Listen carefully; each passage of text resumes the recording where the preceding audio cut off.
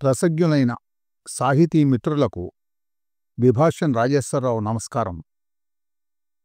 సంఘంలోని దురాచారాలను, మూఢ విశ్వాసాలను, సామాజిక రుగ్మతలను తన సాక్ష్య వ్యాసాల ద్వారా చీల్చి చెండాడి తెలుగు మనుషుల తెగువను, తెంపరితనాన్ని, అతి తెలివిని, అంతరంగాన్ని పూర్తిగా ఆవిష్కరించిన అపర వ్యాసుడు శ్రీ పానుగంటి లక్ష్మీనరసింహారావు గారు.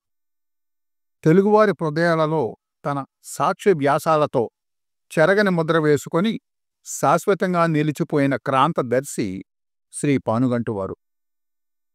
సాక్ష్య వ్యాసాల రచన 1913లో ఆరంభించి దపదపాలుగా 1933 వరకు మొత్తం 140 వ్యాసాలను తెలుగు భాషకు అందించారు.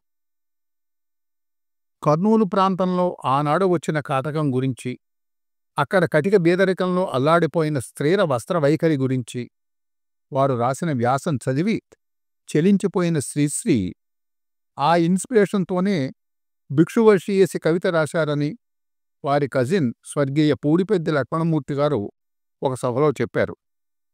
తర్వాత రోజుల్లో శ్రీశ్రీ తన పంచపదుల్లో పానుగంటి వారిని కీర్తిస్తూ, పానుగంటి వారి సాక్ష్య వ్యాసాలు చదవడం నేను మాననంటే, ఎందుకంటే పేనుగంతటి భావానికి ఏనుగంతటి అర్థాన్నివ్వడం నేను గంటి అంటూ సాక్ష్య వ్యాసాలకు నీరాజనాలర్పించారు.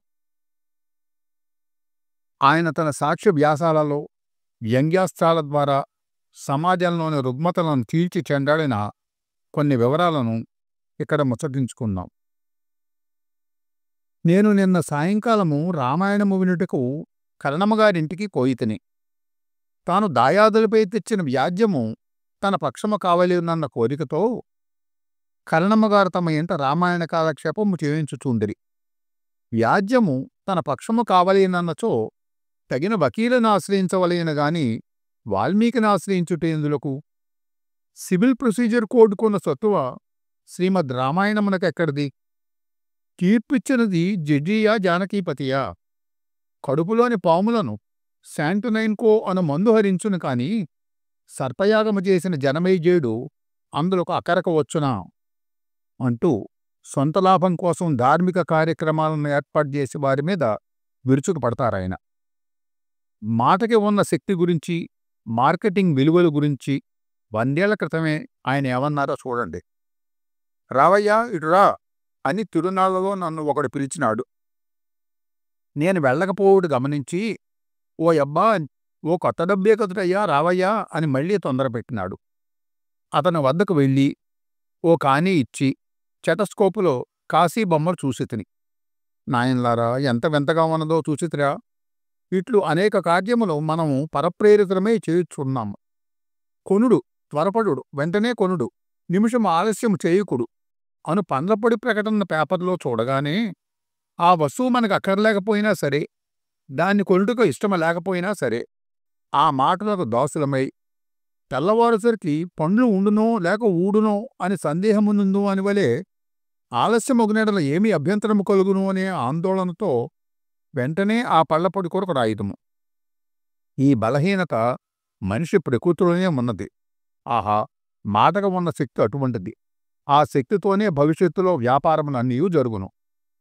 మనం ఇప్పుడు మాట్లాడండి, మాట్లాడుతూనే ఉండండి అని సెల్ ఫోన్ కంపెనీని వాళ్ళు అంటూ ఉంటే మాట్లాడుతూనే డబ్బు చెల్లిస్తున్నాం కదా.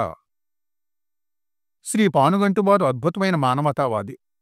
సత్యం పలకాలి అనే నియమానికి కట్టుబడి అన్ని వేళలా సత్యం పలకండి, అంతేగాని ప్రచారం కొరకు, ఎదుటివారు తృప్తిపరచడానికి కాదు, భేషజానికి అంతకంటే కాదు అంటారాయన. న్యాయవాది కోర్టులో తన ఎదుటి న్యాయవాదిపై పండ్లు కొరుకుతూ I beg to differ from my learned friend అని పలుకును. శబ్దములకు నిఘంటువు అర్థములు నశించినవి కదా. ఆహా, ఇప్పటి రిగ్రెట్కు విచారము అని అర్థము కాదు, గ్లాడ్కు సంతోషము అని అర్థము కాదు, లెర్నెడ్కు పండితుడని అర్థము కాదు, బెగ్గుకు ప్రార్థించుట అని అర్థము కాదు.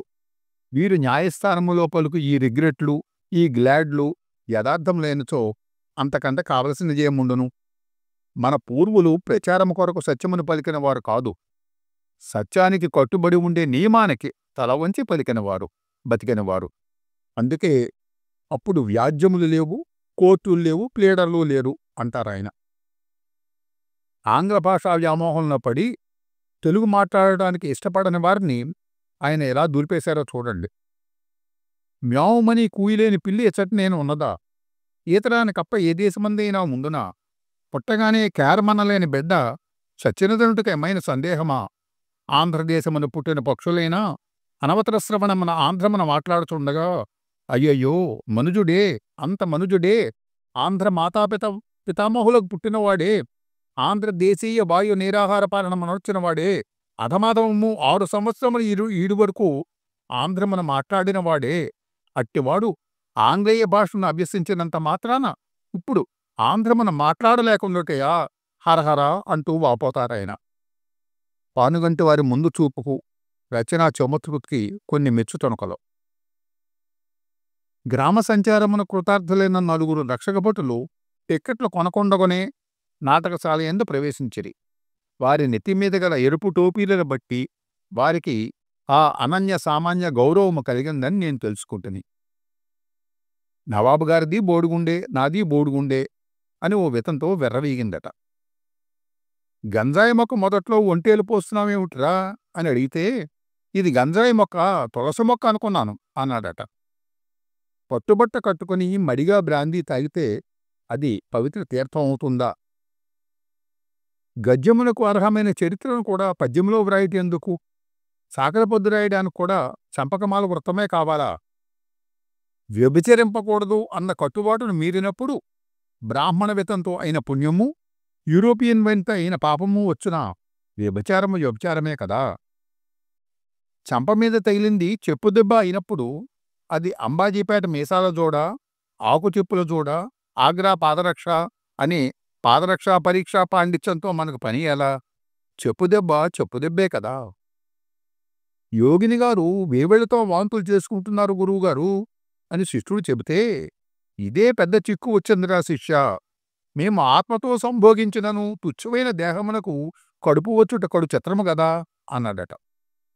సాహిత్యం అనే వజ్రాయుధాన్ని చేతపూని సమాజంలోని దుర్నీతిని మొక్కవోని ధైర్యంతో ఖండించి, ఓ అగ్నిపర్వతం బద్దలైతే విడుదలయ్యే లావాలా విరుచుకుపడి తన వ్యాసాల ద్వారా తెలుగువారి గుండెల్లో ఆలోచనలనే బడబాగ్నిని తగిల్చిన ఓ కాంతి పుంజం శ్రీ పానుగంటి లక్ష్మీనరసింహారావు గారు.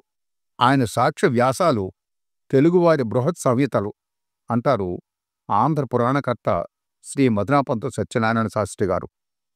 సెలవు. నమస్కారం.